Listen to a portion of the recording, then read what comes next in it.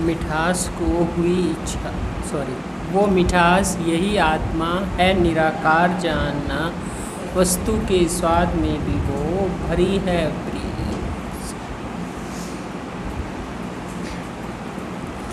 वो मिठास यही आत्मा। हमने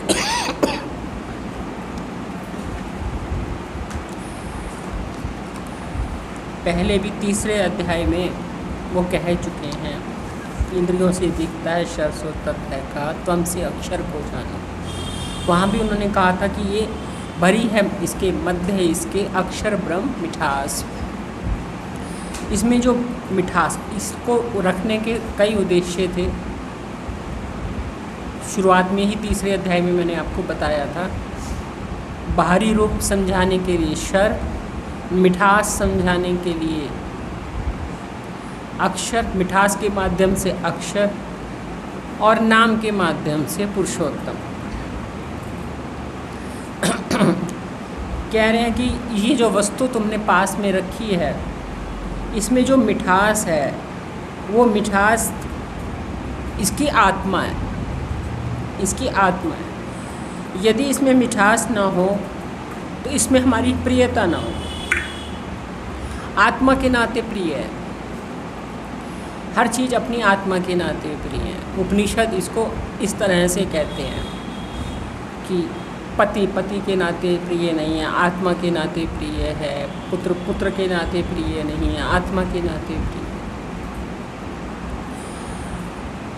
जब सब कुछ आत्मा के नाते प्रिय है, हम अभी इंद्रियों से जो दिखता है शर, जिसमें लीला हो रही है, दृश्य, इसके ऊपर विचार करके आगे बढ़े हैं तो आपको ये दृश्य में सतोगुण, रजोगुण, तमोगुण, सतोगुण अच्छा लगना, रजोगुण ठीक लगना, तमोगुण लय पे जाना, संघार की तरफ जाना, इस रूप में देख चुके हैं। लेकिन अब कहते हैं कि ये ध्यान दो कि तुम जिसका सतोगुण का अच्छा लगना देख रहे हो, रजोगुण का सुख दुख मिश्रित फल देख रहे हो, तमोगुण का दुख रूपता देख रहे हो, लेकिन असल में ये जो तुम पहले भी कह चुके हैं कि उसी का भास सर्वत्र हो रहा दृश्य मात्र में, असल में अक्षर का ही भास हो रहा है सारे दृश्य में।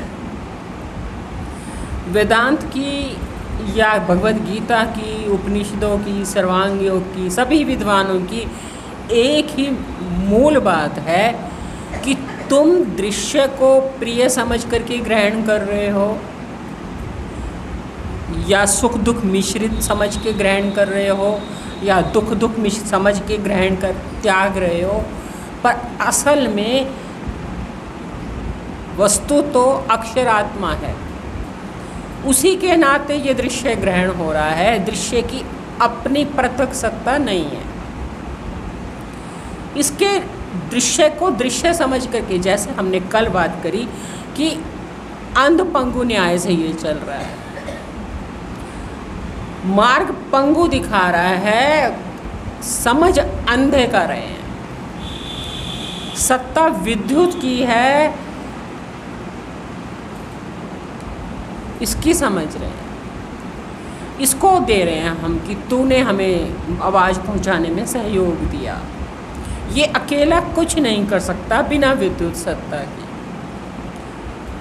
मिठास का मतलब होता है, यहाँ मिठास का मतलब है जो यहाँ से हमने चखी, लेकिन मिठास का मतलब प्रियता। मिठास के नाते ये प्रिय है। मिठास वो चीज़ है जो सभी को लगभग प्रिय होती है, इसलिए मिठास को सामने रखा गया। पर यहाँ अस्थि भांति प्रिय को ही मिठास कहा और अस्थि भांति प्रिय को ही आत्मा कहा, और अब तीसरा शब्द एक दिया है निराकार जानना। अब आपको क्या समझना है संक्षेप में? अस्थि भांति प्रिय मिठास है, उसी का सर्वत्र भास हो रहा है, वही आत्मा है, और वही निराकार है और वही ग्रहण योग्य है, जिसे भगवद गीता में भगवान ने कहा कि जल में रस मैं ही हूँ। जल तुम्हें दिखता है पर रस तो मेरा है, मैं उसकी आत्मा हूँ।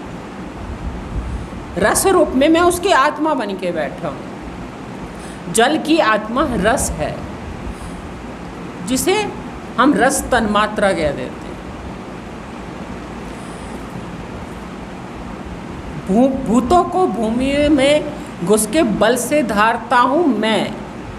ये जो भगवान जहाँ भी कहते हैं ना, मैं आत्मा भूतों में सब हूँ रमा, मैं ही हूँ सब भूतों के आदि मध्य अंत काल में।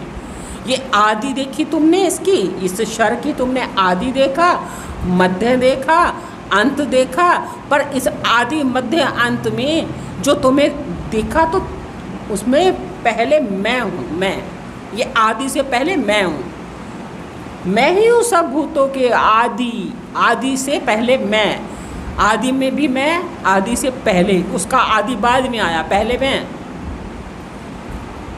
मध्य बाद में आया, मध्य दिखा पर मैं, और अंत में भी मैं। सृष्टि के पूर्व केवल, ये भी याद रखना, सृष्टि के पूर्व केवल सत ही था।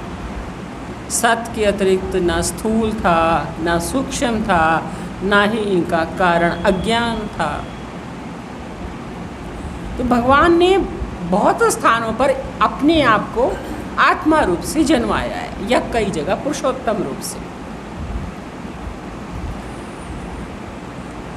कहना क्या चाहता है सर्वांग योग, कि जब तुम अस्थि भांति प्रिय का अभ्यास करो तो उस अस्थि भांति प्रिय को सब जगह मिठास रूप से देखना।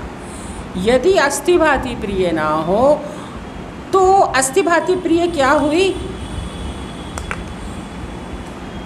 है? वासना और प्यारापन। तुम है किसकी देख रहे हो? डब्बी की, प्लास्टिक की। दिव्य चक्षु सर्वांग योग का जो बीज है दिव्य चक्षु का, वो सर्वांग योग एक बीज डाल रहा है जिससे तुम्हारा दिव्य चक्षु बनेगा। वो ये कह रहा है कि तुम डब्बी की मिठास, डब्बी की प्रियता समझ रहे हो, डब्बी का अस्तित्व मान रहे हो, डब्बी की भासमानता मान रहे हो। हम कहते हैं प्लास्टिक की अस्तित्व है, प्लास्टिक की भासमानता है, प्लास्टिक की प्रियता है। अभी इतना नहीं हमें रुकना, अभी प्लास्टिक के कारण डब्बी प्रिय है, पर प्लास्टिक किसके कारण प्रिय है? आत्मा के नाते। प्लास्टिक की प्रियता, प्लास्टिक एक भौतिक पदार्थ है। ये प्लास्टिक कहाँ से आया? पहले तो नहीं था, बहुत पहले तो नहीं था, कुछ वर्षों से आया। कहाँ से आया? ज़रूरत ने इसकी पैदा किया। कहीं होगा, एक भौतिक जगत में तो कहीं दिखता नहीं। वैज्ञानिकों ने इसकी खोज करी। क्यों खोज करी? कुछ धातुओं से इसे बनाया, क्योंकि इसकी ज़रूरत पड़ी कुछ ऐसी वस्तु की जो हल्की भी हो, जल्दी टूटे भी नहीं, सस्ती भी हो। अब हमारी ज़रूरत ने प्लास्टिक को खोजा है। ये ज़रूरत आत्मा के नाते है। आत्मा इधर भी है, आत्मा प्लास्टिक के रूप में। ज़रूरत को वैज्ञानिक का भी, वैज्ञानिक हमारी ज़रूरत समझते हैं। हम आत्मा वहाँ भी बैठा है जो हमारी ज़रूरत समझता है, हम ही वहीं दूसरे रूप में बैठे हैं जो सब सारे समाज की ज़रूरत समझता है। अब उसने ज़रूरत समझी, चाहत जो खोजी, हल्कापन में हमारी चाहत है, टूटे ना जल्दी, इसमें हमारी चाहत है। कोई ऐसी धातु जो सस्ती भी पड़े, टूटे भी नहीं, हल्की भी हो, उठाने रखने में भी सहयोगी हो, इसमें हमारी प्रियता है, हमारी चाहत है, हमारी ज़रूरत है। ऐसा सोच करके खोजी गई। खोजी तो किसी तत्वों से गई, कोई पदार्थों से गई। जिसने खोजी वो उसको इस खोज में प्रियता है। वस्तु में प्रियता हो ना हो, खोज में प्रियता है। जरूरत लगी खोजने की। अब इस तरह से आप देखते जाओ तो सब जगह जरूरत, चाहत और होना, पता कोई ऐसी वस्तु भी होनी चाहिए जिससे कि हम ये ऐसी वस्तु बना सकें जो हल्की भी हो, सस्ती भी हो, ड्यूरेबल भी हो, टिकने वाली भी हो। मिल गई, बना दी। अब अस्थि भांति प्रिय कैसा हुआ? मिठास के रूप में। इसलिए इसमें हमारी मिठास है, इसमें हमारी प्रियता है। मिठास का मतलब ऐसे मिठास नहीं, चाहत, प्रियता। करेले में भी कड़वापन है पर जरूरत है, चाहत है, अच्छा लगता है। कभी कभी करेला भी खाना अच्छा लगता है, कसैलापन भी अच्छा लगता है। हर चीज़ कोई मीठा ही नहीं हर कोई खाता रहता। मिठास का मतलब सिर्फ मिठास नहीं है। मीठा खा के कोई बार हम जरा सा ऊपर से नमकीन खा लेते हैं कि बहुत मीठा हो गया, थोड़ा सा नमकीन। अब नमकीन में भी मिठास है। मिठास का मतलब सर्वांग योग का जीभ को लगने वाली मिठास कदापि नहीं है। उदाहरण के वजह से मिठास कहा गया, क्योंकि सामने बताशा रखा गया, शक्कर का नाम रूप रखा गया, इसलिए मिठास कहा। अब ये मिठास अस्थि भांति प्रिय, जिसे अस्थि भांति प्रिय का नाम दिया गया। असल में विद्वानों ने, ऋषियों ने जो सच्चाई थी उसे खोजते खोजते अपने अपने तरीके से उस सच्चाई को व्यक्त किया। अस्थि भांति प्रिय का नाम दे दिया, आत्मा का नाम दे दिया। वहाँ कह दिया आत्मा के नाते प्रिय है सब कुछ, कोई संबंध के नाते प्रिय नहीं है, आत्मा के नाते प्रिय है। अब हम कहेंगे मुझे प्रिय है इसलिए प्रिय है, नहीं, उसमें आत्मा है तब तक प्रिय है। यदि उसमें प्राण निकल जाए तो नहीं प्रिय है। तो इसका मतलब प्राणों में प्रियता है। तो वेदानुवचन ने इसको और तरह से खोला है। सुना आपने, सब कुछ हुआ है, मनन नहीं करते तो आपके काम की नहीं रहती वो चीज़। जिस चीज़ को हम काम में नहीं लेते वो एक तरफ पड़े पड़े जंग खा जाती। काम लेते रहते हैं तो उसकी चमक भी बनी रहती है और वो वस्तु सही रहती है। वेदानुवचन ने इस रूप में इसे कहा है कि जब तक देह के संबंध प्रिय लगते हैं तब तक हम आत्मा के नाते, अपने नाते प्रिय करते हैं। देह भी हमें तब कब तक प्रिय है जब तक ये देह हमें सुख दे रही है। ये भी बेड पे पड़ जाए, दुख देने लगे तो हम कहेंगे ये भी छूट जाए। तो प्राणों में भी प्रियता तब तक है जब तक सुख दे रहे हैं।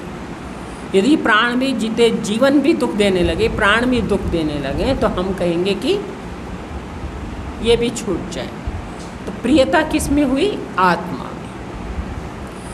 वो मिठास, यही आत्मा जो मिठास है ना सब जगह, यहाँ मिठास, यहाँ मिठास, यहाँ मिठास, पढ़ने में मिठास, कागज़ में मिठास, कागज़ की सफ़ेदी में मिठास, गत्ते में मिठास, कवर में मिठास। प्रियता वो आत्मा की प्रियता है। तुम आरोप कर रहे हो पुस्तक पर, लिखा पढ़ी पर। हम कहते हैं आत्मा पर करो, आत्मा को समझो, आत्मा को पहचानो। दृश्य में सुख बुद्धि मत बनाओ, वास्तविकता मत मानो। वास्तविक वस्तु आत्मा है, मिठास उसकी है, आत्मा की। सब जगह उसी की अस्थि भांति प्रिय रूप से वो जो ठसाठस भरा हुआ है, उसी में जो बैठी है कि अस्थि भांति प्रियत्व से सब जगह वही प्रिय है। जैसे आपको कल उदाहरण बताया था कि मिट्टी प्रिय है, मिट्टी के नाते घड़ा है, घड़ा के नाते मिट्टी नहीं है। इसलिए भगवान ने कहा मैं आत्मा भूतों में सब हूँ रमा, मैं ही हूँ सब भूतों के आदि मध्य अंत काल में। जो है सतोगुणी भाव, जो है राजस तामसी, मेरे में ये, ना मैं इनमें, जानो ये मुझसे में। बहुत कुछ कहा भगवान ने जगह जगह पर अलग अलग तरह से। कुल मिलाकर के बात क्या समझनी है कि आपको जो देह की प्रियता लग रही है वो देह की नहीं है, आपको जो वस्तुओं की प्रियता लग रही है वो वस्तुओं की नहीं है, आपको जो धन की प्रियता लग रही है वो धन की नहीं है, आपको जो संबंधों की प्रियता लग रही है वो संबंधों की नहीं है। जड़ पर आरोप मत करो प्रियता का, चेतन पर करो। चेतन देव जो विराजमान है उसमें मिठास है, उसकी प्रियता है। इसीलिए भ्रमित मत हो। जब भ्रमित हो जाओगे तो भटकोगे। भ्रमित पुरुष भटकता है, इधर जाएगा उधर जाएगा, उसे समझ ही नहीं आ रहा कौन सी तरफ जाना था, इस साइड जाना था कि उस साइड जाना था, इस गली में जाना था कि इस गली में जाना था, क्योंकि वो रास्ते नहीं जानता, वो अपना मार्ग नहीं जानता। जो अपना मार्ग नहीं जानता वो भ्रमित होता है, जो भ्रमित होता है वो भटकता है। मनुष्य क्यों भटक रहा है 84 लाख योनियों में? क्योंकि वो भ्रमित है। भ्रमित क्यों है? क्योंकि वो सच्चाई नहीं जानता। सच्चाई ये है कि आत्मा की अस्थिभाति प्रिय रूप में जो विराजमान है उसकी ही प्रियता है, वही आत्मा है और वही निराकार है। वो निराकार रूप से सर्वत्र भरा हुआ है, ठसाठस। जैसे इसमें मिठास भरी है, इस आकार में मिठास भरी है, इस आकार में। अब आपको फिर खोल के दिखाऊं। अच्छा चलो, इसमें भरी है, इसमें तो भरी है, अब इसमें कैसे भरी हो? ये तो इतनी सी है। ये कहे मेरे में क्या मिठास है, मैं तो इतनी सी हूँ, मैं तो छोटी सी हूँ, इसमें मिठास है, मैं तो अल्प हूँ। पर है तो इसका भी आत्मा। ये छोटी है या बड़ी है, बड़ी और छोटी उपाधि है। मिठास मिठास है। मिठास में बड़प्पन या छोटापन नहीं है। ना ये मिठास बड़ी हो गई, ना ये मिठास छोटी हो गई। किसी की मिठास बड़ी नहीं, किसी की मिठास छोटी नहीं। मिठास इसमें आत्मा रूप से बैठी है, इसमें भी आत्मा रूप से बैठी है।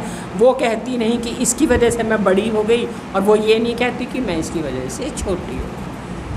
क्योंकि सच्चाई ये है कि मिठास तो प्रियता है, और अस्थिभाति प्रिय यानी है भासमानता और प्रियता। इसको सुबह से लेके रात तक आप देखते रहो, देखते रहो। आप उठे तो आपको पहले बिस्तर में प्रियता थी, पंखे में प्रियता थी, अब बंद करने में प्रियता है, अब दरवाजे में प्रियता है, फिर वॉशरूम में प्रियता है, पानी में प्रियता है, नहाने में प्रियता है, पानी पीने में प्रियता है, टूथब्रश में प्रियता है, पेस्ट में प्रियता है। आपकी प्रियता आत्मा के नाते है, जिसमें भी है।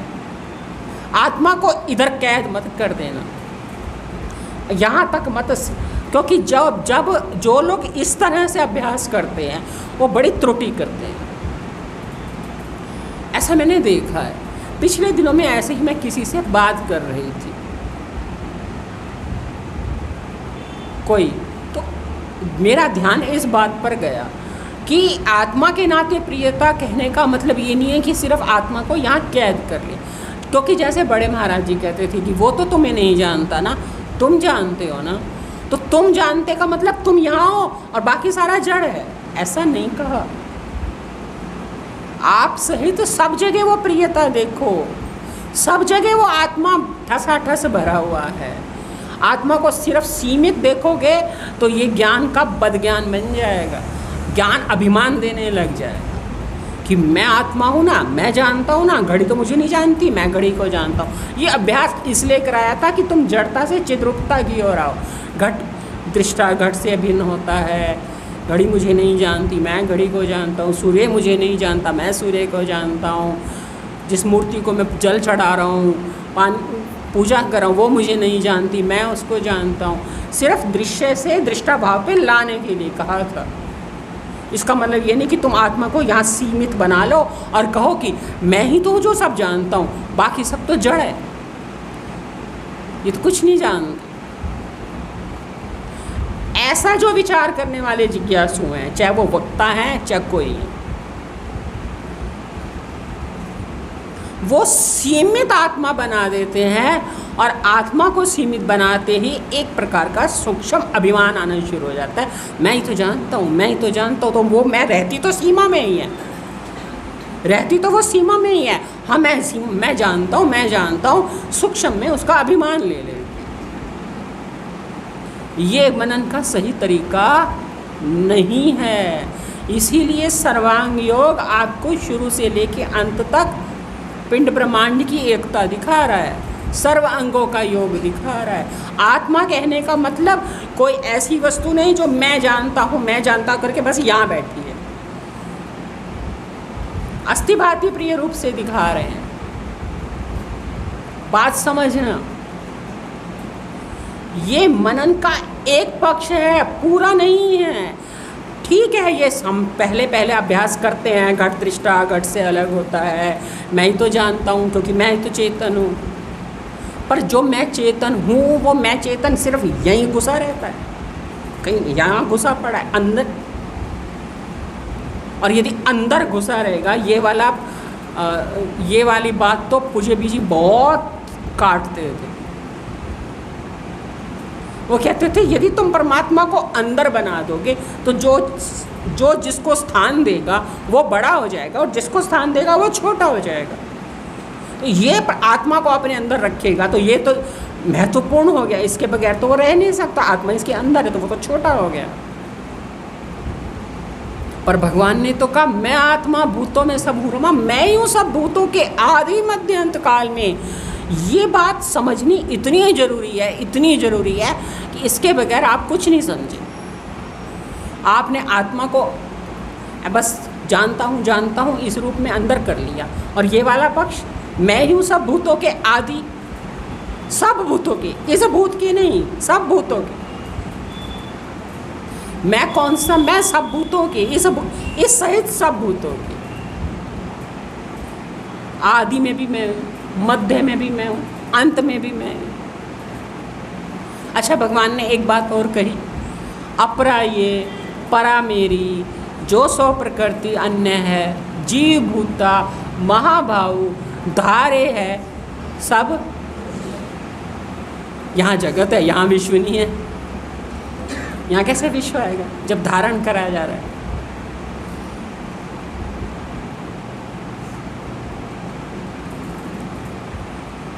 जब जीव भूता माहो तो जीव किसे धारण करेगा? जगत को कि विश्व को?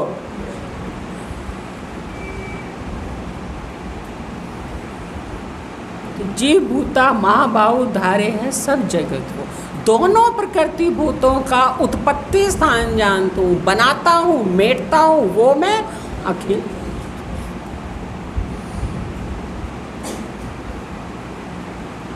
इसलिए ध्यान देना, आत्मा का अभ्यास करते हुए अस्थिभाति प्रिय रूप में है भासमानता और प्रियता। जब हम कह रहे हैं भासमानता और प्रियता आत्मा की है, मिठास की है, वो आत्मा है जो अस्थिभाति प्रिय रूप में बैठा है। आपको इंद्रियां उसे स्पर्श की बता रही हैं, है आत्मा की। अस्थि अस्थि अस्थि अस्थि को छू रहा है, अस्थि अस्थि को छू रहा है।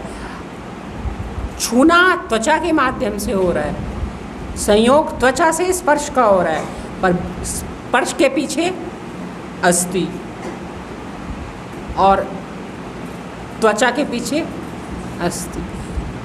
ये जो स्पर्श हुआ विषय के रूप में, इसके पीछे अस्थि, और जो स्पर्श करने वाला है इसके पीछे कौन है? अस्थि। इसलिए विचार सागर दर्पण बहुत बढ़िया ग्रंथ है। ग्रंथ में आप कहोगे जब देखो कभी कोई ग्रंथ बढ़िया हो जाता है, कभी कोई, सारे बढ़िया हैं। विचार सागर दर्पण कहता है वृत्ति अवच्छिन्न चेतन, तुम्हारी खांसी ने ना मुझे बड़ा परेशान कर रखा है। कभी किसी को है, कभी किसी को। चुप करके। वृत्ति अवच्छिन्न चेतन और विषय अवच्छिन्न चेतन, गौर करना, जिसे दृष्टि लेनी हो, टाइम पास ना करना हो। वृत्ति अवच्छिन्न चेतन और विषय अवच्छिन्न चेतन, जब दोनों एक देश में होते हैं तो वस्तु का ज्ञान होता है। यानी वृत्ति उपाधि वाला चेतन और विषय उपाधि वाला चेतन जब दोनों एक देश में होते हैं तो वस्तु का ज्ञान होता है। तो ज्ञान किसकी वजह से हुआ? चेतन की वजह से, बुद्धि की वजह से नहीं।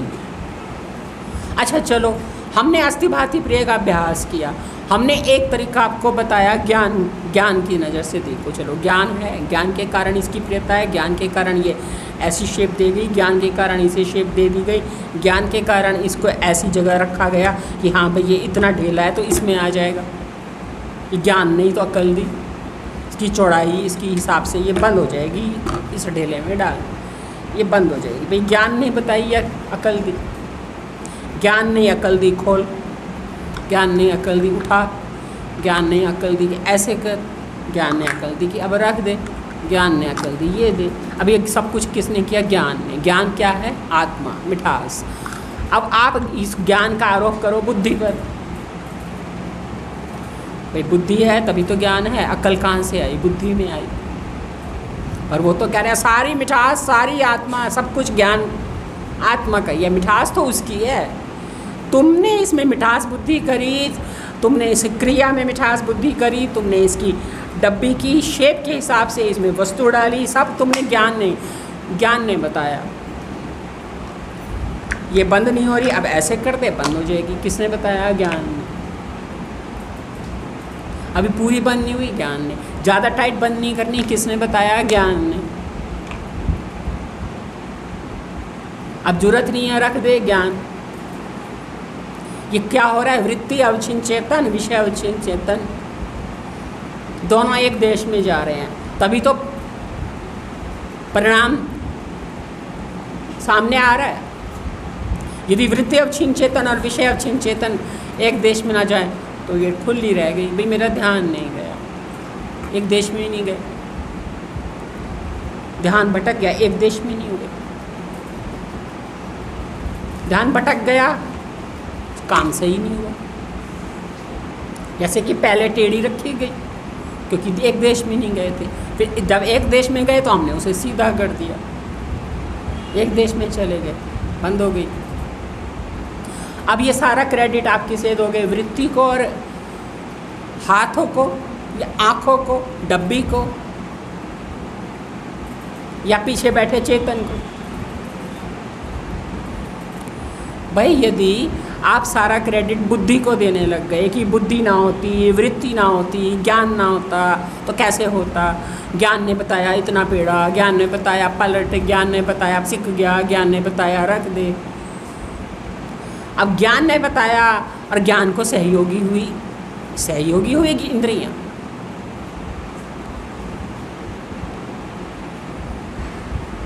पर ज्ञान का बुद्धि जो सतोगुणी है उसको सब कुछ कहोगे भी सतोगुण ने किया। वो कहते नहीं, सतोगुण जो है, सतोगुणी भाव जो है, राजस तामसी, मेरे में ये, ना मैं इनमें, जानो ये मुझसे हुए, ये सतोगुणी भाव मेरे में है, मेरे में।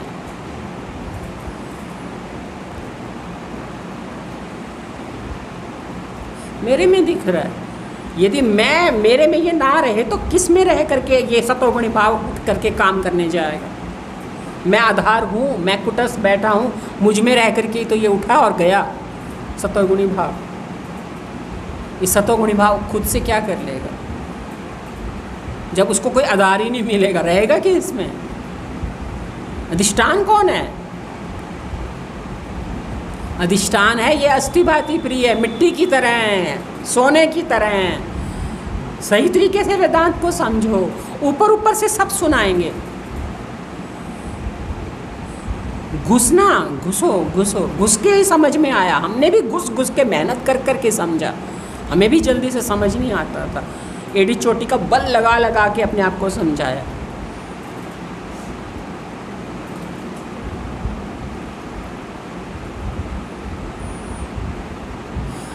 ध्यान ये देना है कि आत्मा यानी मिठास, यानी वो मिठास, यही आत्मा। मिठास किसकी है?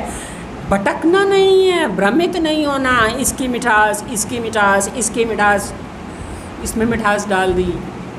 ये तो मरण धर्म, गतिशील रूपांतरण।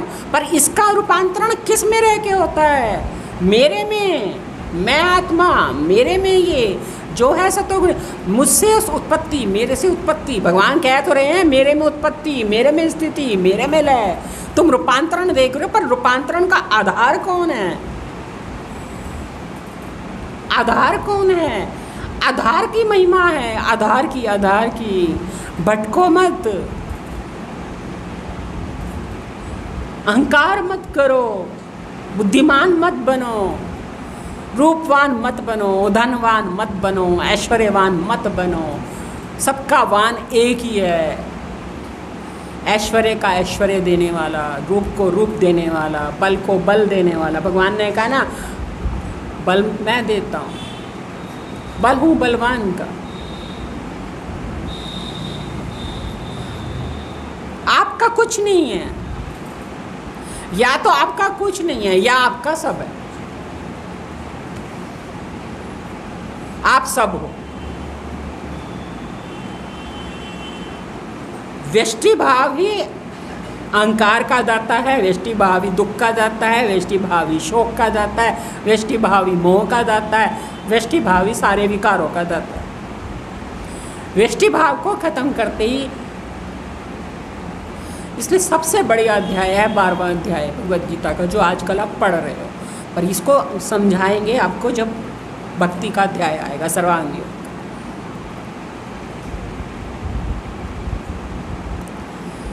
अर्जुन ने प्रश्न किया सेवा सगुण की करे और निर्गुण जो ध्यावे। आप देखो ना, सेवा तो सगुण की होएगी, इसी की होएगी सगुण की, करेगा भी सगुण, होगी भी सगुण की, क्योंकि सेवा तो एक क्रिया है और क्रिया तो इसी में होती है। और ध्यान किसका होवे? निर्गुण का होता है। ध्यान कब दोगे ना? ध्यान देखो कौन करता है, कौन ज्ञान रूप से बैठा है, कौन बल देता है, किसके आश्रित उत्पत्ति होती है, किसमें स्थिति होती है। ध्यान दो ना, ये ध्यान का, निर्गुण का ध्यान किया जाता है। भगवान से अर्जुन पूछ रहा है सगुण की सेवा करें कि निर्गुण का ध्यान करें? किसका करूं? सेवा सगुण की करे और निर्गुण जो ध्यावे, इनमें श्रेष्ठ कौन है? भगवान ने उत्तर का क्या दिया? उत्तर तो उसने पूर्व का पूछा, भगवान उत्तर पश्चिम का दे रहे, ऐसा लगता है। भगवान ने तो सगुण निर्गुण की बात ही नहीं करी। भगवान ने कहा इस प्रकार सदा युक्त सेवा सगुण की करे। अरे प्रश्न में तो प्रश्न ही बोलने लगे। क्या बोला? रखना मन मेरे में, सौंपना बुद्धि, सौंप। अब रख के मेरे में मतलब, रख के मन मेरे में मतलब अक्षर। अब देखो, जैसे अब मैं चलो श्लोक उठाया, ये तो मैं आपको बता ही देती हूँ। यहाँ पर तीसरे अध्याय में आपने सुना था कि मिठास किसकी है? शक्कर की। आकार किसका है? शक्कर का। शक्कर इसका मूल तत्व है। शक्कर ने ही आकार लिया, शक्कर की ही मिठास।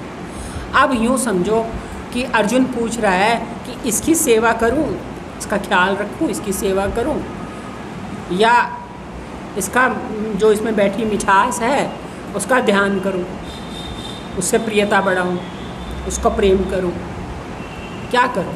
भगवान क्या कह रहे हैं? रख के, फिर से बोलो, मैं भूल रही हूँ।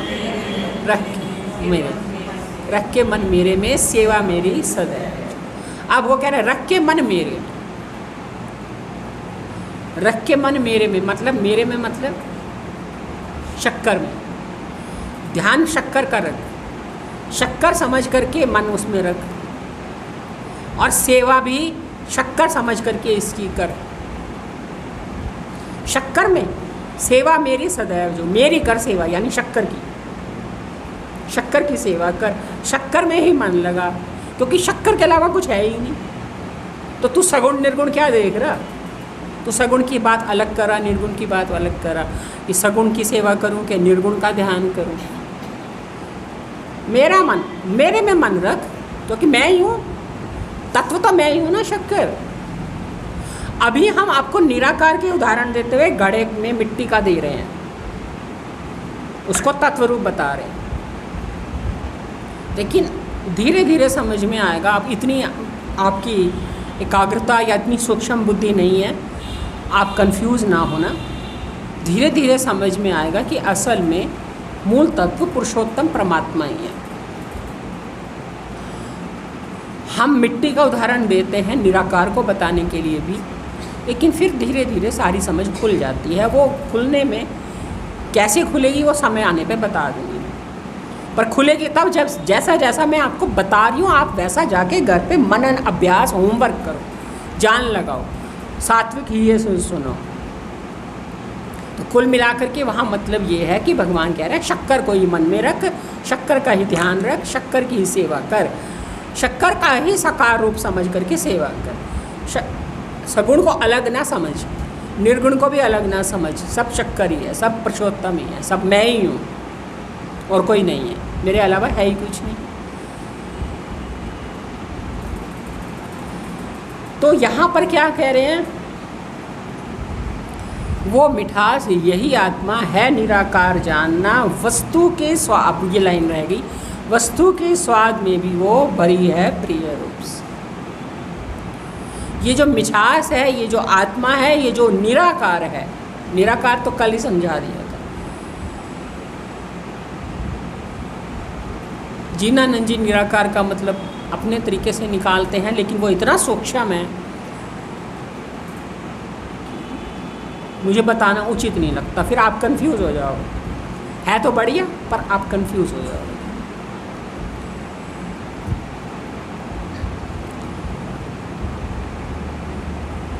वस्तु के स्वाद में भी वो भरी है प्रिय रूप से। अब वस्तु का स्वाद, जैसे मैंने आपको उदाहरण दिया करेले का, कड़वा है पर प्रिय है, ऐसे ही गर्मी है, अभी जैसे हम पीछे पड़ चुके हैं, ऐसे ही मेरे ध्यान में चला गया कि आषाढ़ तपंदा तीस लगे, हरि नाहु न जीना पास।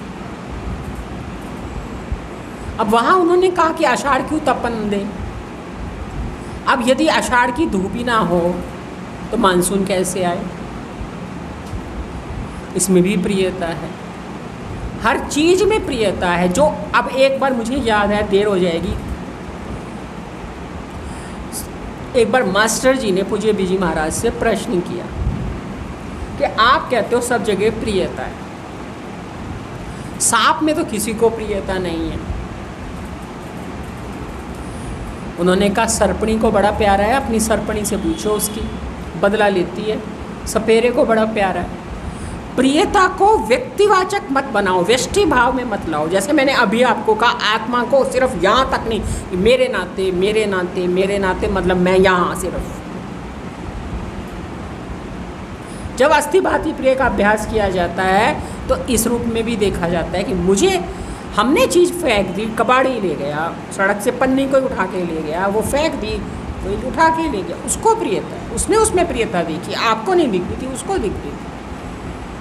आपने थूक फेंकी, कौवे को प्रियता देख रही, आपको तो घिन आई, कौवे को प्रियता है। सुअर को नालियों में प्रियता आती, आपको नहीं दिखती, सुअर को दिखती है। क्यों दिखती है? प्रियता है तो दिखती है ना, ना हो तो कैसे दिखती हो? आपको नहीं दिखती, उसे दिखती है। तो प्रियता व्यष्टि रूप में नहीं है, क्योंकि प्रियता अस्थि भांति प्रिय परमात्मा का स्वरूप है, आत्मा का स्वरूप है। इस नाते जिसको प्रिय है वो भी आत्मा ही है।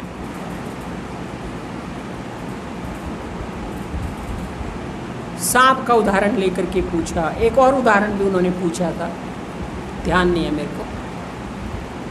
कोई चीज़ हम फेंकते हैं, वो तो मुझे भी जी समझाते थे कि हम फेंकते हैं, दूसरा ले जाते हैं। तो प्रियता अस्थि भांति प्रिय की है, और वो वस्तु के, हाँ जो मैं समझाना चाह रही थी, वस्तु के स्वाद में भी वो भरी है प्रिय रूप से। स्वाद का मतलब फिर मैं कहूँगी, चूँकि मिठास का मतलब सिर्फ सीमित नहीं है, तो स्वाद का मतलब भी सीमित नहीं है। स्वाद भी सिर्फ जीभ से नहीं है कि जो चीज़ हमें स्वाद में मीठे प्रियता लगी वही प्रियता है। ये उपयोग में प्रियता है, ये उपयोग में प्रियता है, ये उपयोग में प्रियता है, ये भी स्वाद ही है। बहुत ऊंची हो तो स्वाद नहीं आएगा, बहुत नीची हो तो स्वाद नहीं आएगा, ये भी तो एक स्वाद है। कंफर्ट लेवल, उपयोगिता। इतनी ऊंची हो तो आप नहीं दिखोगे, इतनी नीची होगी तो झुकना पड़ेगा। ये भी तो, इसका भी तो स्वाद है। ये टिक रही है, स्वाद आ रहा है। हमारे में एक भावलपुरी में क्या शब्द है, सेद नहीं आंदा, सेद नहीं आंदा, सेद नहीं कहते ना, सेद नहीं आंदा, स्वाद नहीं आता। अब स्वाद रोम रोम में हर चीज़ के भरा हुआ है। जीभ को लगने वाला ना मिठास की बात है ना स्वाद की बात है। आपने बाल ऐसे किए, ये भी आपको स्वाद आया। किसी ने उठा के बांध दिए, उसको ऐसे स्वाद आया। किसी को खुलने में स्वाद आ रहा है, उसकी प्रियता खुलने में है, किसी की बांधने में है। आप जिस चीज़ को छूते हो प्रियता के नाते, आप मतलब मैं व्यक्तियों को नहीं कह रही हूँ, मैं उसको कह रही हूँ जो आप भी किसी को प्रिय हो, जिसके नाते प्रिय हो, मैं उसकी बात कर रही हूँ। आप सुन रहे हो, यदि आप में मेरी प्रियता ना हो तो मैं आपको सुनाऊँ कैसे? और आप मुझ में प्रियता ना रखो तो सुनो कैसे? और आपकी शब्दों में प्रियता ना हो तो कान क्यों रखो? अब ये आपसे मतलब देह को मत लेना, देह की तो पहले ही शर में चली गई। वो तो 5 भूत 3 गुण निकली, दृश्य निकली, उसकी बात नहीं हो रही है, उसकी बात बिल्कुल भी नहीं करनी। उसको तो पहले उन्होंने कह दिया, संपूर्ण दृश्य विश्व की लीला इसी में हो रही, सदा लीला इसमें हो रही है। पर स्वाद कौन ले रहा है, और स्वाद आ कहाँ से रहा है, और स्वाद डाल कौन रहा है? यदि मैं इसमें स्वाद ना डालूं तो आपको स्वाद नहीं आएगा। मैं किसका स्वाद डालूंगी? अपना ही तो स्वाद डालूंगी, अपना ही तो सुख डालूंगी। सुख मेरा अपना ही तो होगा, वही तो डालूंगी, उधार का थोड़ी डाल के आपको सुना दूंगी। खुद से सुख निकाल के आपको दे रही हूँ, और आप अपना सुख निकाल करके सुनने में डाल रहे हो। वो सुख ही तो स्वाद है, मिठास है। उसको सुख स्वरूपता कहें, प्रिय रूपता कहें, मिठास कहें, आत्मा कहें, कुछ भी कह दो। आप सुख ना डालो तो आपको सुख आएगा। आपको किसी को इंग्लिश फिल्म, हॉरर, वो डरावनी वाली फिल्मों में या क्राइम वाली फिल्मों में या क्राइम वाले सीरियलों में स्वाद आता है। क्यों आ जाता है? आपको क्यों नहीं आता? वो भी आप ही हैं जिनको आता है, क्योंकि वो उसमें सुख डालते हैं। किसी को झगड़े में सुख आता है, एक दूसरे से गालियां देने में सुख आता है, वो उसमें सुख डालते हैं, सुख बुद्धि बनाते हैं। हमें नहीं आता। गुणात्मक दृष्टि से भेद है, क्रिया दृष्टि से भेद है, लीला दृष्टि से भेद है। पर जिस अभेदता कहाँ से है? मिठास के नाते, आत्मा के नाते, अस्थिभाति प्रिय के नाते। वो मिठास, यही आत्मा है निराकार जानना, वस्तु के स्वाद में भी वो भरी है प्रिय। वो चाहे पेस्ट का स्वाद हो, पानी का स्वाद हो, कि रोटी का स्वाद हो, कि किसी का भी स्वाद हो। आप रोटी पे, तवे पे रोटी बनाने लगो तो तवा कैसा हो, तभी तो स्वाद आएगा रोटी बनाने का। साफ होगा, गंदा होगा, कैसे स्वाद आएगा? प्रियता किसकी है? तवे में आग कितनी हो तभी तो स्वाद आएगा। ज़्यादा हो, कम हो, किसकी प्रियता है? आग के नाते। आग कितनी हो, ये उसकी मिठास है। ये आग की मिठास है जो तवे को प्रिय बना रही है। तवे की मिठास है जो रोटी को स्वाद दे रही है, जला नहीं रही, स्वाद दे रही है। सब में वो स्वाद रूप से, मिठास रूप से प्रियता बैठी है, अटूट भरी पड़ी है। वही सब कुछ है। दृश्य तो बदल रहा है, आ रहा है, जा रहा है, आ रहा है, जा रहा है, जन्म रहा है, मर रहा है, उत्पत्ति स्थिति लय हो रही है। उत्पत्ति स्थिति लय को देखना भटकना है और उत्पत्ति स्थिति लय के आधार को देखना, स्थिर होना है, टिकना है, एकाग्र होना है, लक्ष्य को प्राप्त होना है। इसलिए अभ्यास करते हुए अस्थि भांति प्रिय का सुबह से रात तक करते ही रहना चाहिए कि अब हमारा काम हो गया, अब हमारी इसकी बंद होने में प्रियता है और अब हमारी पूर्णमदा में प्रियता है और आपकी घर जाने में प्रियता। प्रियता यहाँ से उठ के वहाँ नहीं गई, वृत्ति उठ के गई, प्रियता नहीं गई। वृत्ति बदली, प्रियता नहीं बदली। कल फिर प्रियता यहाँ पे दिखाई देने लग जाएगी। जहाँ से प्रियता छोड़ के आए फिर वहाँ पे दोबारा प्रियता बन जाएगी। बन गई या छूटी ही नहीं, वृत्ति बदली, क्योंकि लीला दृश्य में हो रही है, उत्पत्ति स्थिति लय की। वृत्ति बदली, बदलना काम वृत्ति का है, प्रियता का नहीं है। इससे ज़्यादा खोल के नहीं समझा सकती मैं।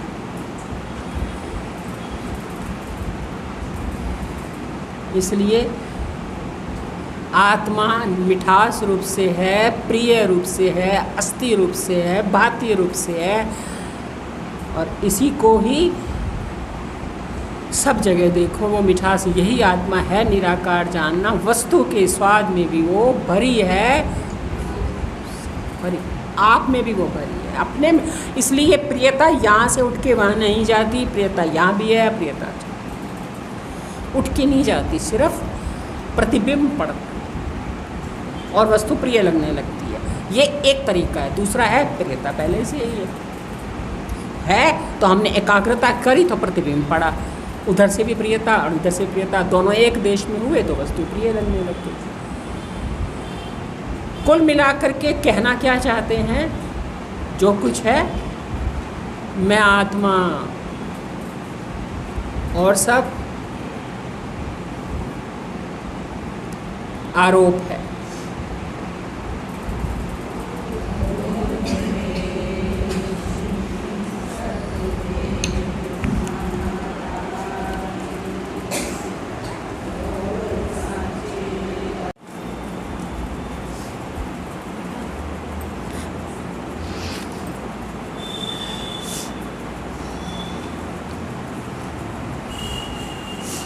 मिठास को हुई इच्छा देखो निज स्वरूप में, तो क्या देख सकती है नेत्रों से निज रूप को।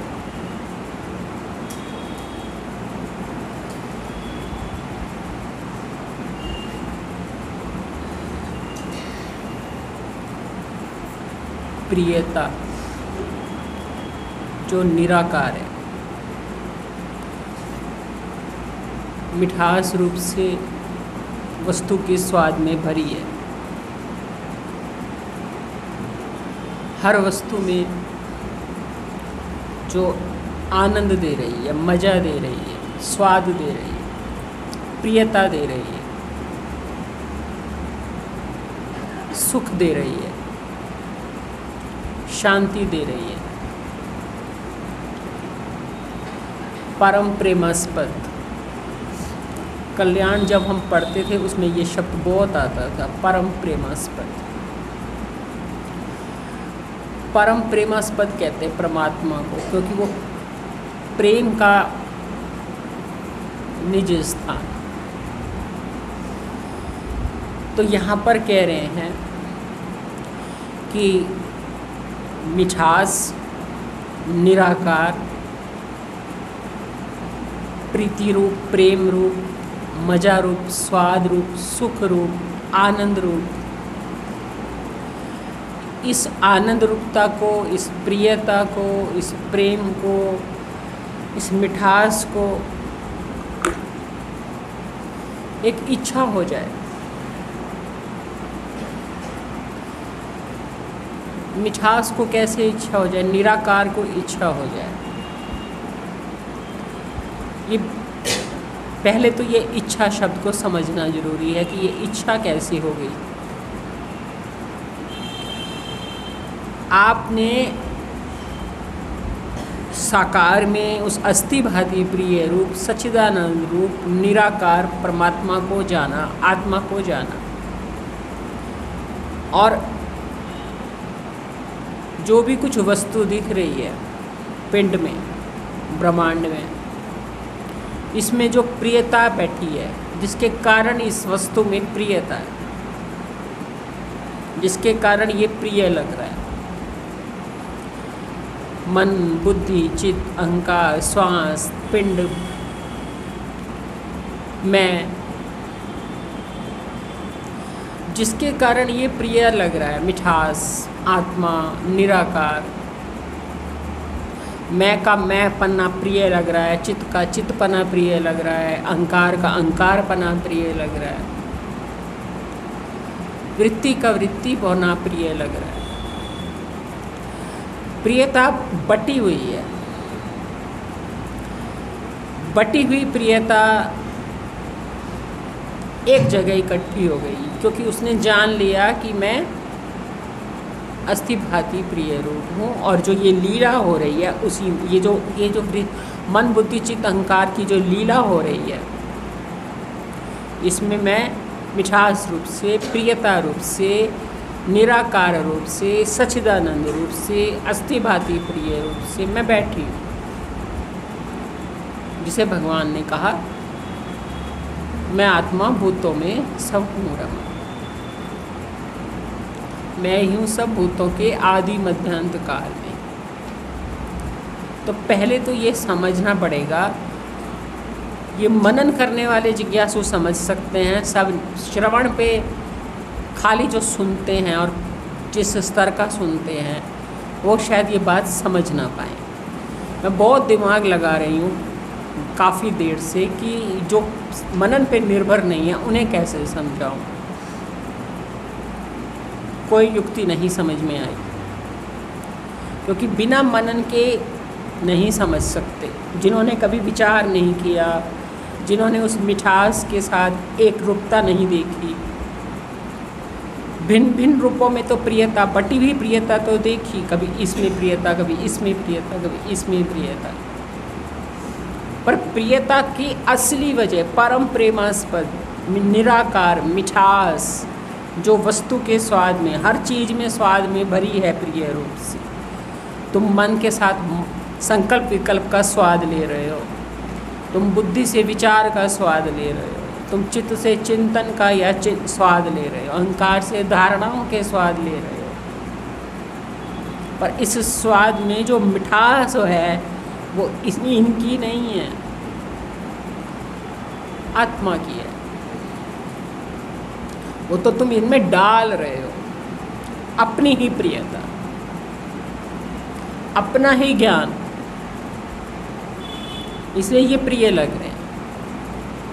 तो जब इस तरह से कभी आप देखा हो या देख सकते हो या देखना चाहते हो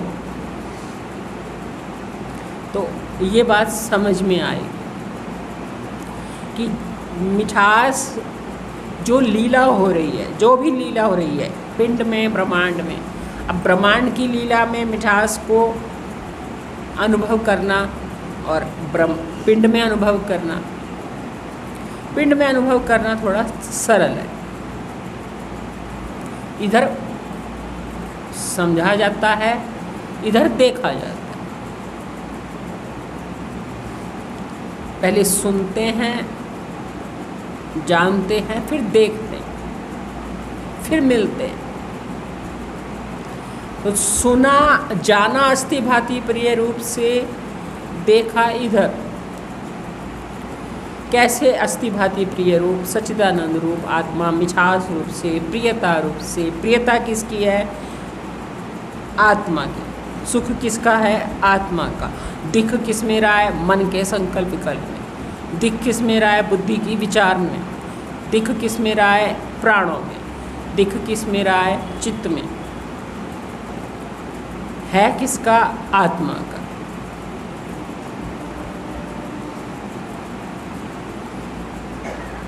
ये बात समझ में आ जाए कि आत्मा का सुख है, आत्मा की प्रियता है, जो निराकार है, वही निराकार आत्मा को इच्छा हो जाए, मिठास को हुई इच्छा, इस मिठास को यदि इच्छा हो जाए जो इसके रोम रोम में भरी हुई है, कहीं से भी छू लो मिठास है, आपके भीतर जैसे मिठास है इसमें भी मिठास है, इसमें भी मिठास है। मिठास इसकी एक भी पार्ट टूट गया, इसकी मिठास ख़त्म हो जाएगी,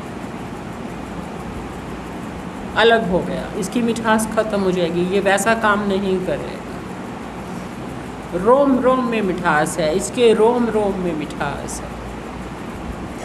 इस मिठास को यदि इच्छा हो जाए, मिठास को हुई इच्छा, देखो निज स्वरूप में, तो क्या देख सकती है नेत्रों से निज रूप को? पहली बात यह है कि क्या ये इच्छा होती है? क्या कभी सच्चिदानंद रूप आत्मा हो करके, प्रीति रूप हो करके, सुख रूप हो करके, सुख स्वरूप हो करके खुद को देखने की इच्छा होती है? सुख स्वरूप हो करके सुख में समाने की इच्छा होती है या देखने की इच्छा होती है? पहले तो ये प्रश्न होती भी है। ये मायानंद जी ने क्यों कहा मिठास को हुई इच्छा देखो निज स्वरूप में, तो क्या देख सकती है नेत्रों से निज रूप को? जब मैं को मालूम पड़ गया मैं सुख स्वरूप है, तो वो तो मिलना चाहेगी ना, मिलना चाहेगी ना, वो भेद खत्म करना चाहेगी ना, अभेदता में जाना चाहेगी ना। फिर वो क्यों उसको इच्छा हुई कि देखो निज स्वरूप में? अभेद होकर के भी कभी तो लौटेगी, अभेद होना चाहेगी, मिलना चाहेगी, एक होना चाहेगी। भगवान ने कहा देखने जानने वैसे मिलने योग्य पार्थ में। जाना अस्थि भाति प्रिय है, सच्चिदानंद रूप, देखा अब मिलना, तो मिलने की इच्छा होगी, मिल करके वही होने की इच्छा होगी। आगे दिखाएंगे सर्वांग योग भी वो चीज़ दिखाएगा। पर ये वाला पक्ष भी नज़रअंदाज नहीं किया जा सकता कि मिल भी गया, एक हो भी गया तो लौटेगा। और यदि लौटेगा, जब लौटेगा तो क्या देखेगा, क्या देखेगा? ऐसा तो नहीं है आप भी गहरी नींद में मिल जाते हो फिर लौटते हो, वहाँ लौटते हो प्रारब्ध की रस्सी से, अज्ञान की रस्सी से खींचे हुए बाहर आ जाते हैं। वहाँ प्रकृति खींच के लाती है, खुद नहीं आते। प्रकृति ही हटाती है, प्रकृति नींद में समा देती है, प्रकृति फिर भेद दिखा देती है। वहाँ प्रकृति के अधीन होकर के विलीन होते हैं, प्रकृति के अधीन होकर के फिर जाग जाते। अपना कोई पुरुषार्थ नहीं, अपने पुरुषार्थ से यदि लीन होते हो तो मिठास को हुए। एक बात उठाई है कि यदि ये इच्छा हो जाए मिठास को तो क्या होगा, देखो निज स्वरूप में। तो यदि वो अपने आप को, अपने निज स्वरूप को देखना चाहे, निज रूप को तो वो देखा प्रियता रूप से, अस्थिभाति प्रिय रूप से, निराकार रूप से, पर अपना स्वरूप, यहाँ स्वरूप से मतलब है वही स्वरूप वस्तु का देखो, देखा सो शर। स्वरूप से मतलब है बाहरी, बाहरी रूप, जिसे विश्व स्वरूप कहा, विश्वरूप कहा। इस स्वरूप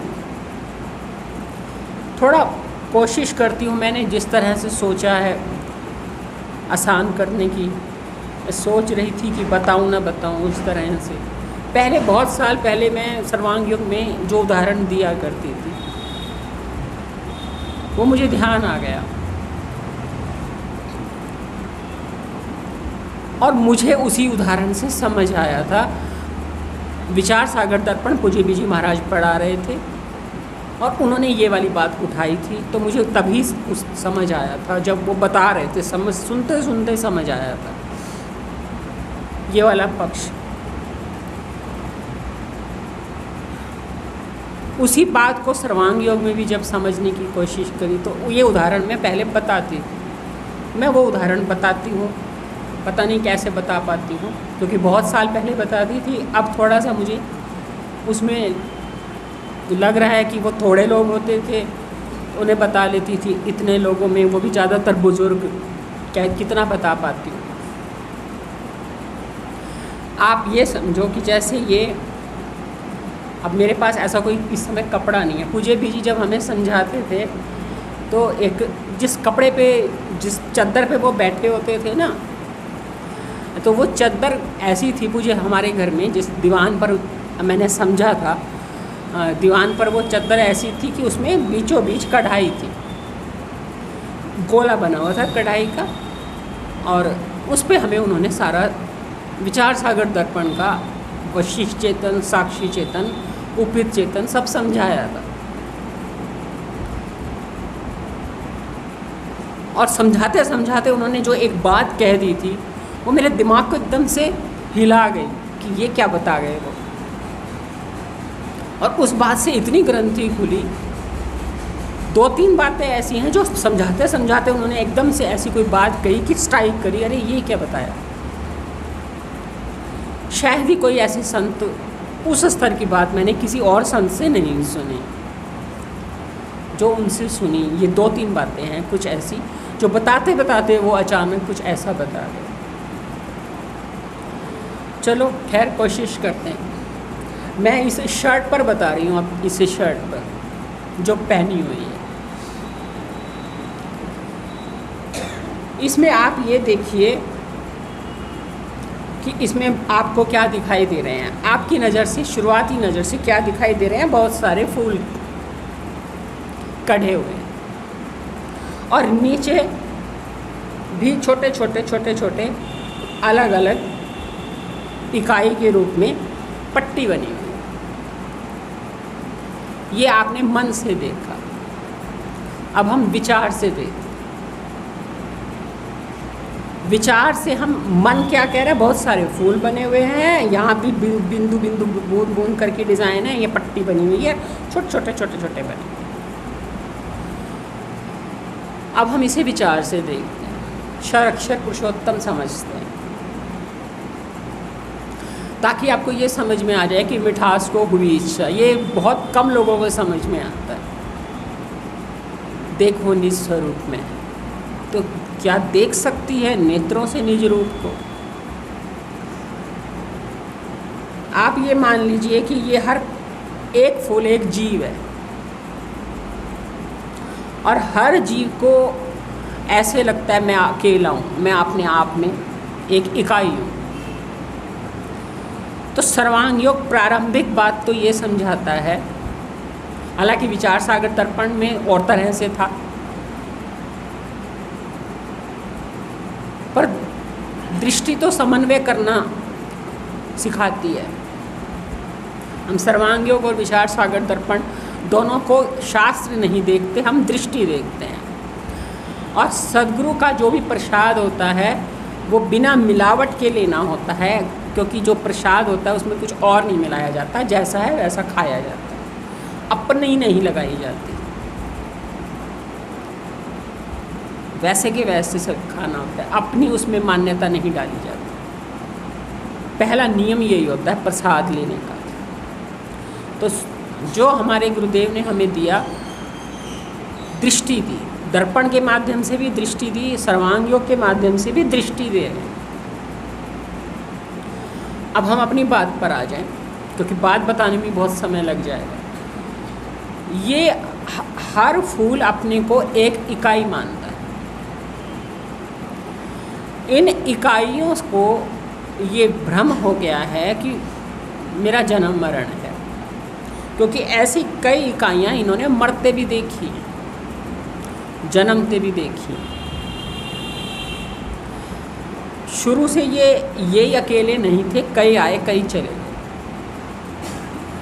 अब इन इकाइयों को पहली बात तो ये बताई जा रही है, सर्वांग योग बताता है कि तुम सब एक ही धातु के बने हुए हो, सब एक ही हो, अलग अलग नहीं हो, सब एक ही।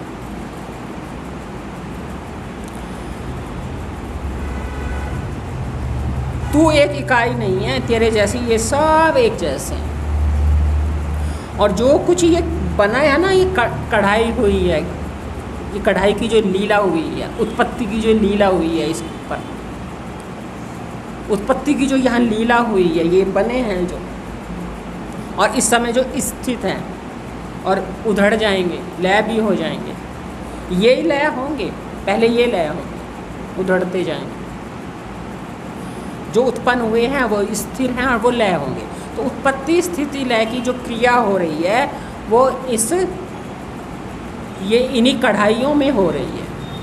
अभी सूत में नहीं, सूत तो देखता ही नहीं, सूत की तो बात ही नहीं हो रही। यही मैं सोच रही थी कि बताऊंगी तो सबका ध्यान जाएगा कि सूत में हो रही है। सूत तो तुम्हें दिख रहा है ना, सूत कहाँ दिख रहा है? अभी तो कढ़ाइयाँ ही दिख रही हैं, अभी तो इकाइयाँ दिख रही हैं। सूत तो अभी देखना बाकी है। कढ़ाइयाँ ही कढ़ाइयाँ दिख रही हैं, उत्पत्ति ही उत्पत्ति दिख रही है, स्थिति ही स्थिति दिख रही है, लय ही लय दिख रहा है। किस में उत्पत्ति स्थिति लय होती है? असल में जिसमें उत्पत्ति स्थिति लय होती है वो नहीं दिख रहा। ऊपर ऊपर से उत्पत्ति स्थिति लय दिख रही है। तो उत्पत्ति स्थिति लय कहाँ हो रही है? इस ऊपरी स्तर पर हो रही है, इस ऊपरी स्तर पर, इस ऊपरी स्तर पर हो रही है। आप इसको ऐसे मत देखिए कि सूत में हो रही है। सूत में देखने वाला तो दिव्य चक्षुवान है, माया में देखने वाला संसारी है। या यूं कहो कि अभी अभी उसने सुनना समझना शुरू किया है, तो वो माया में देख रहा है, प्रकृति में देख रहा है। तो ये जो लीला हो रही है ये किसी प्रकृति में हो रही है। धागे उठाए जा रहे हैं, कढ़ाए जा रहे हैं, कढ़ाई हो रही है, कढ़ाई हो रही है। तो जहाँ कढ़ाई हो रही है, जिस स्तर पर कढ़ाई हो रही है, बेस सूत का लिया जाता है, कपड़े का ही बेस लिया जाएगा। पर इन फूलों को कपड़े के बारे में कुछ नहीं पता, ये तो सिर्फ अब वेष्टि वेष्टि वेष्टि मैं हूँ मैं हूँ मैं हूँ मैं हूँ ये जानते हैं, कपड़े को नहीं जानते। ये अपने को ही जानते हैं, ज़्यादा से ज़्यादा दूसरे फूलों को जानते हैं, और ज़्यादा से ज़्यादा फूलों की उत्पत्ति स्थिति लय को जानते हैं। और उत्पत्ति स्थिति लय की क्रिया किसी धागे से हुई है, किसी सुई से हुई है, किसी कढ़ाई वाले ने कढ़ाई करी है। वो कढ़ाई करने वाला उपादान उसने धागा लिया है, कढ़ाई वाला कोई इसको कटने वाला, कढ़ाई करने वाला है जिसने धागा लिया है। अब वो धागा है माया, प्रकृति, शर, जिस धागे से ये बना है। इन्हें धागा ज़्यादा से ज़्यादा पता है कि हाँ जी हम धागे से बने हैं। सूत नहीं दिख रहा है नीचे का। अब वो धागे को ये नहीं जानते कि वो सूत और धागा एक ही चीज़ है, अभी नहीं जानते। वो धागे को माया समझ रहे हैं, अभी धागे को माया समझ रहे हैं। इतना ही समझ में आया कि हम धागे से बने हैं। और उस धागे को संतों ने नाम दिया प्रकृति का, माया का, शर का, विराट का, तत्पद का। धागे को धागा बताया, और धागे से तुम सब बने हो, तुम सब एक ही चीज़ से बने हो, धागे से धागे से धागे से। छोटा जीव बड़ा जीव सब धागे से बने। अब इन्हें समझ आ गया कि हम धागे से बने। अब धागे से बने हैं, अब ये धागे को तो चलो समझ गए कि हम धागे से बने हैं। अब इन्हें कहा जा रहा है कि जिस धागे से तुम बने हो उसमें जो धागे से बनने से पहले आत्मा रूप में जो विराजमान है, सच्चिदानंद रूप से जो विराजमान है, उसे खोजो। तो वेदांत तो कहेगा, जो हमें पूज्य बीजी ने विचार सागर दर्पण में समझाया था, वो क्या समझाया था कि ये बना है, अब इसे उधड़ना पड़ेगा। ये उधड़े तो इसे पता चले कि मैं, वो क्या समझेगा जब उधड़ा कि मैं इसके पीछे ये वाला सूत हूँ। अब ये अभी उधड़ने के बाद ये वाला सूत बनेगा, जो इसके नीचे सूत मिलेगा ना इसे, ये कहेगा उधड़ गया ना जो फूल, उत्पत्ति स्थिति लय वाला, वो तो उधड़ गया, उत्पत्ति स्थिति लय वाला तो उधड़ गया, ये तो मरण धर्म था। अब इसके नीचे जो बैठा है वो मैं हूँ। तो हर फूल को अपना अपना साक्षी अलग लग रहा है। अपनी मैं फूल को छोड़ा तो इसके नीचे वाला जो सूत है वो मैं हूँ। सूत तो समझा, धागा नहीं समझा, सूत समझा, पर इसके नीचे वाला सूत मैं हूँ। हर फूल अपने नीचे वाले सूत को मैं कहता है। ये है वेदांत, जिसमें कहेंगे कि अंतःकरण का बाध कर, उपाधि का त्याग कर, इसको उधेड़, इसके वाच्यार्थ का त्याग कर, इसके लक्ष्यार्थ को ग्रहण कर। तो ये वाच्यार्थ क्या है? जो बना है फूल, सुन रहे हो ना? वाच्यार्थ है ये जो फूल जो बना है, और इसको कहा जा रहा है कि इसको उधेड़ और इसके लक्ष्यार्थ को ग्रहण कर। तो इसको जब ये उधेड़ता है तो इसको इसके नीचे एक सूत मिलता है, और वो कहता है नहीं मैं ये फूल नहीं हूँ, मैं ये वाला सूत हूँ, ये वाला सूत। बस यहीं रह जाता है वो, मैं सूत बन गया। अब ये है प्रक्रिया वेदांत की। और सर्वांग योग की क्या है? इसी बात को सर्वांग योग कैसे कह रहा है? यहाँ एक एक वेष्टि को अलग अलग उधड़ने को कहा गया वेदांत में।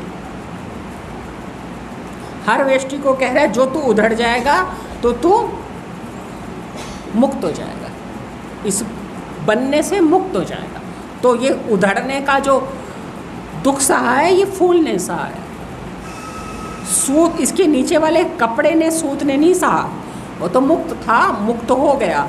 सिर्फ उसे पता चला मैं फूल नहीं हूँ, ये फूल उधड़ा, उसे अपनी मुक्ति का एहसास हो गया। ये वेदांत।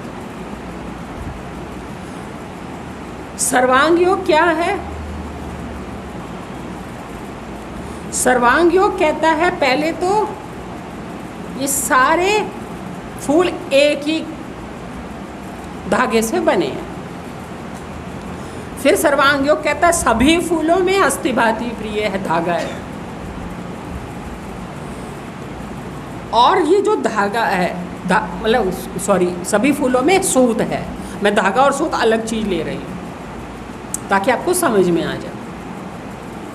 सभी फूलों में सूत है, सूत है, सूत है। सभी फूलों में सूत है, सभी में अस्थिभाति प्रिय रूप से बैठा है, सूत बैठा है, सूत बैठा है। आपने अभ्यास किया, सब में सूत है, सब में सूत है। अब ये सूत जो इस फूल के नीचे है, ये सब में अभ्यास कर रहा है, सब में सूत है, सब में सूत है।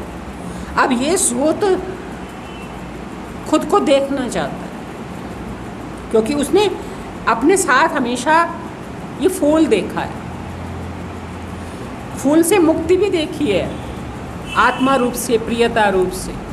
लेकिन मुक्ति के एहसास के बाद भी वो वापस अपने आप को उस रूप में देखना चाहता है जिस रूप में उसने पहले खुद को व्यष्टि रूप में देखा था, पिंड रूप में देखा था, इकाई रूप में देखा था। अब वो दूसरे रूप में देखना चाहता है मुक्ति के एहसास के बाद। सुन रहे हो? अब उसे पता तो चल गया मैं आत्मा हूँ, अस्थिभाति प्रिय हूँ, निराकार हूँ, वस्तु के स्वाद में प्रिय रूप से भरा हूँ, मिठास हूँ। अब वो अपने आप को जिन पहले अंगों से देख रहा था, इंद्रियों से देख रहा था फूल के रूप में, अब वो दूसरा अनुभव करना चाहता है कि पहले मैं अंगों से देख रहा था तो मुझे ये सारे फूल अपने जैसे एक जैसे लग रहे थे, और सब मुझे माया के बने हुए धागे के लग रहे थे। सब में गति दिख रही थी, सब में परिवर्तन दिख रहा था, सब में रूपांतरण दिख रहा था। अब मैंने जब जान लिया कि मैं मिठास हूँ,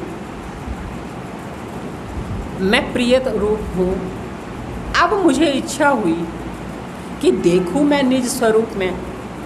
अब मैं अपना स्वरूप देखूँ, क्योंकि मैंने सब कुछ आप जैसा ही देखा था अब तक। पहले सबको अपने जैसा देखा, अब सबको सब में वही अस्थिभाति प्रिय रूप से सूत देखा। पहले धागे की वजह से एकता देखी, अब सूत की वजह से एकता देखी। अब सूत खुद को फिर से इसी उपाधि के माध्यम से फिर से खुद को देखना चाहता है, अनुभव करना चाहता है। इसको इच्छा हुई देखूं निज स्वरूप कि मैं अब अपनी धारणा, पहले से मेरी धारणा में क्या परिवर्तन आया। तो अब जब उसने अपनी धारणा का परिवर्तन देखना चाहा कि देखो निज स्वरूप में, मिठास को हुई इच्छा देखो निज स्वरूप में, तो क्या देख सकती है नेत्रों से। अब वो जैसे ही वो देखने की इच्छा हुई तो उसको नेत्र लग गए। नेत्र से देखने के लिए तो नेत्र चाहिए। ये नेत्र, ये इन नेत्रों की बात हो रही है।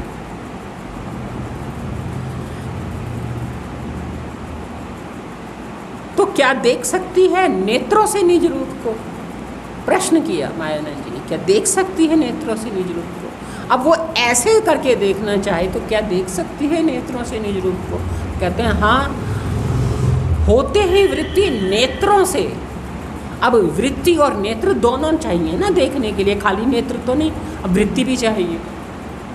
तो होते ही वृत्ति नेत्रों से, देखना निज रूप, तो देखना है खुद को, पर देखना है वृत्ति और नेत्रों के सहित। अभी मिठास रूप से देखा, मुक्त स्वरूप से देखा, असंग रूप से देखा, निराकार रूप से देखा, प्रिय रूप से देखा, वस्तु के स्वाद में भरी है प्रिय रूप से देखा, परम प्रेमास्पद रूप से देखा। अब होते ही वृत्ति नेत्रों से देखना निज रूप, तो दिखेगा। पहले क्या दिख रहा था? ये सब अलग अलग इकाइयाँ एक ही धागे से बनी हैं। अब वो धागा नहीं दिख रहा। पहले क्या दिख रहा था? धागा दिख रहा था, सब एक ही धागे से बने हैं, इसलिए एक ही है। अब क्या दिख रहा है उसको? अब उसे दिख रहा है होते ही वृत्ति नेत्रों से देखना निज रूप, तो दिखेगा विश्व ये सारा। यही उसका स्वरूप है।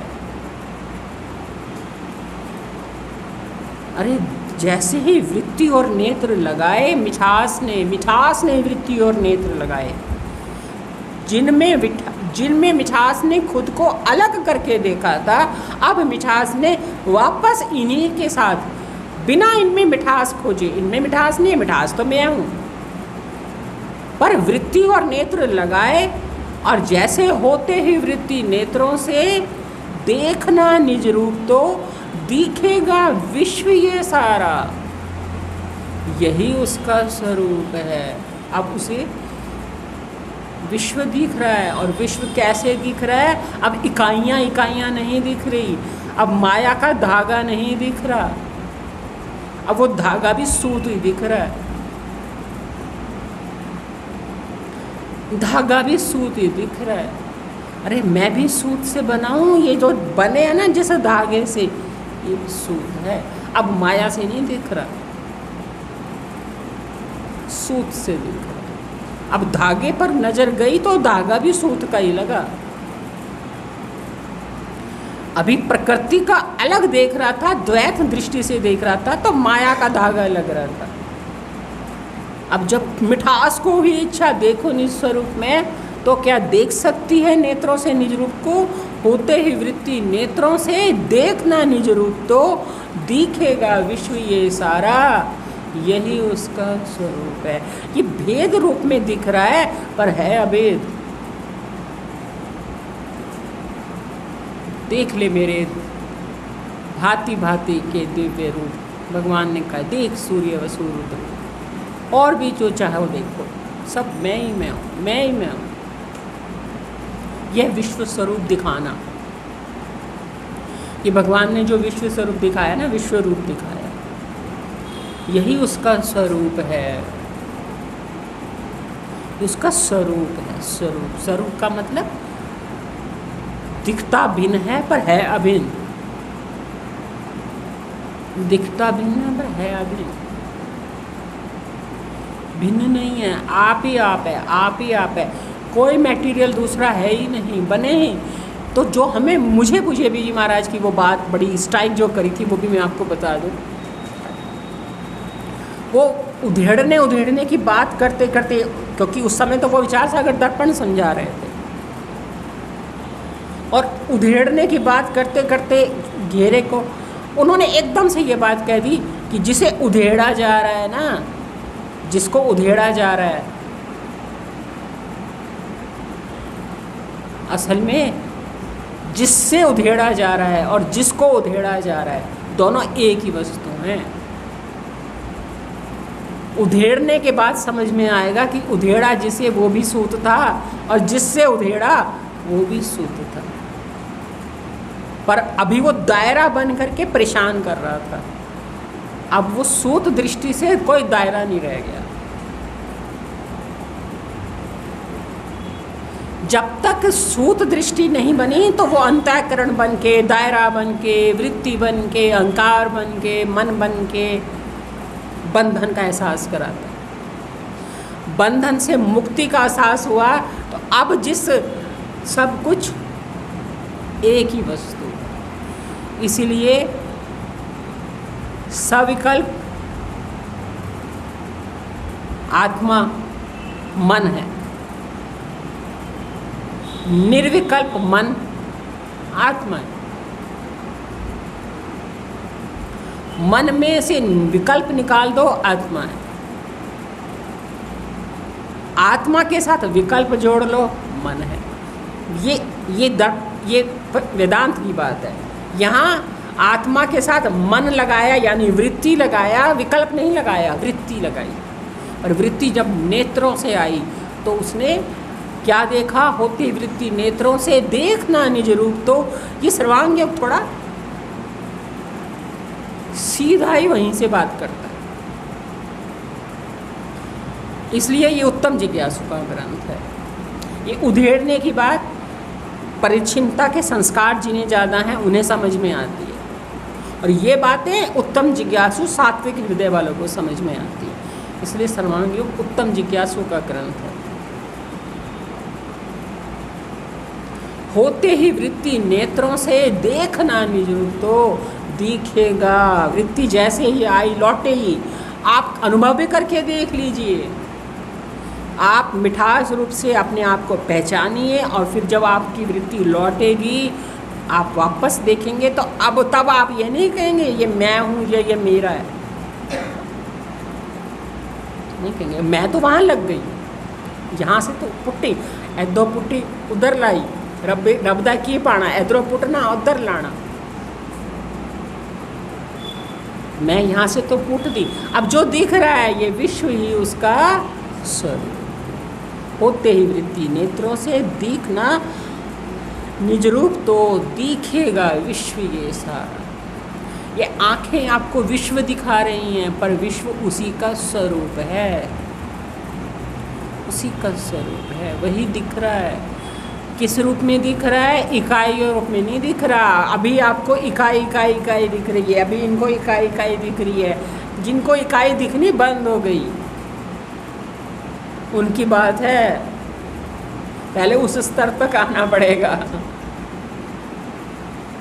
फिर उस स्तर तक जाना पड़ेगा कि इसमें जो बैठा हैगा अस्थि बाती प्रियता से, फिर उस अस्थि बाती प्रियता को सब जगह देखा, फिर देखा कि जो सब जगह है वही बाहर आते ही मैं ही मैं, उसका ही स्वरूप है, विश्व ही यही उसका स्वरूप है।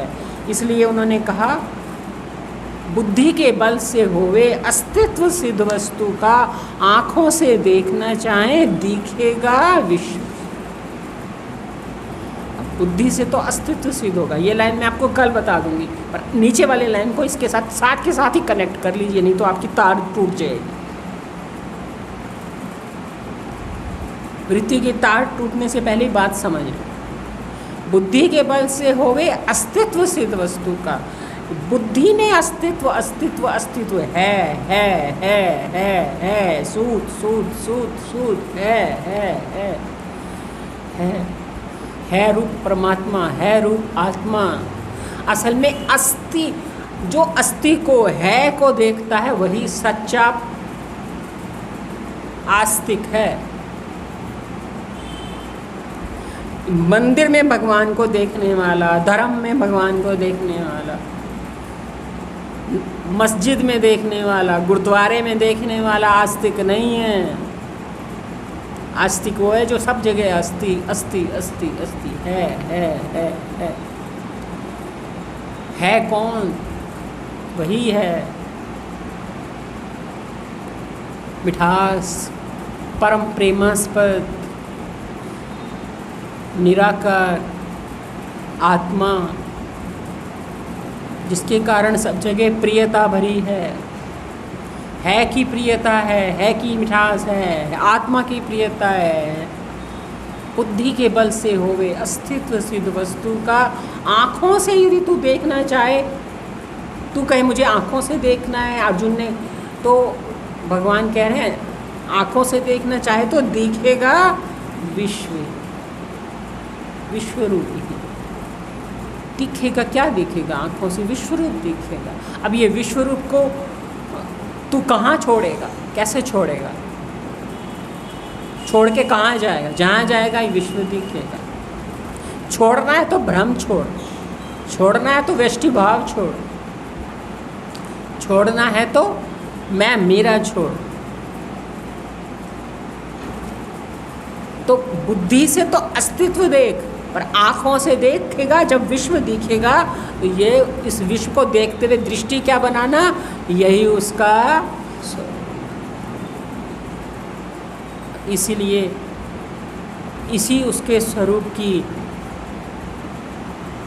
ब्राह्मण को उसका चरण कह दिया, क्षत्रियों को बाजू कह दिया, वैश्यों को उदर कह दिया, शूद्र को चरण कह दिया, ब्राह्मणों को सिर कह दिया, क्षत्रियों को हाथ कह दिया, वैश्यों को उदर कह दिया। जो ब्राह्मण हैं वो उसके सिर हैं।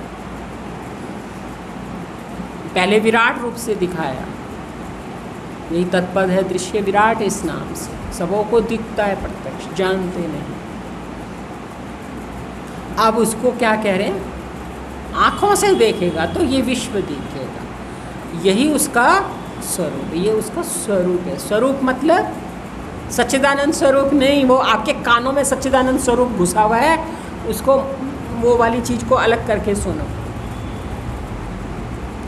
यहाँ सर्वांग योग की पद्धति में स्वरूप से मतलब विश्व, ये बाहरी रूप। जैसे इसका बाहरी रूप, ये सूत को पता चला तो वो अपने बाहरी रूप को ऐसे देख रहा है, आदि मध्यांतर, बाहरी रूप ये बाहर से ऐसा ही है, पर हुआ है मैं ही, बस मेरा स्थूल रूप, मेरा स्थूल रूप है ये कढ़ाइयाँ, हूँ मैं ही, सूती हूँ, बना भी सूत से हूँ, रहता भी सूत में हूँ, मिटता भी सूत में हूँ। सूत ही बना है, सूत ही मिटा है, सूत ही रहता है और सूत में ही रहता है। सूत ही सूत है, विश्व में सब। अब ये सूत कह रहा है विश्व में सब, ये विश्व भी है, विश्व है, कढ़ाइयों वाला बना हुआ फूल फाल बने हुए, ये विश्व है, पर ये इकाइयाँ नहीं है, अलग अलग कुछ नहीं है, विश्व में सब। बोलो ना। सूत को ज्ञान हुआ अपना और उसके बाद उसका निश्चय हो गया विश्व में सब, कहीं कुछ नहीं है, कोई दूसरा ओपरा कोई चीज़ नहीं लाई। बनाने के टाइम सूत को ताना पेटा बनाया और इनको आरोप कर दिया।